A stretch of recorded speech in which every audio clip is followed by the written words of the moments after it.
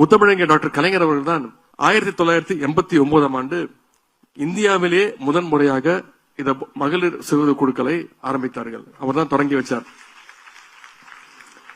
அதன் பிறகு நம்முடைய முதலமைச்சர் அவர்கள் உள்ளாட்சித்துறை அமைச்சராக இருந்தபோது இந்தியாவே திரும்பி பார்க்கிற அளவுக்கு இந்த மகளிர் சுய குழுக்களுடைய உழைப்பிற்கு அவங்களுடைய அங்கீகாரத்தை கொடுத்து அவங்களை எல்லாம் ஒரு படியாக உயர்த்தி காட்டினார்கள்.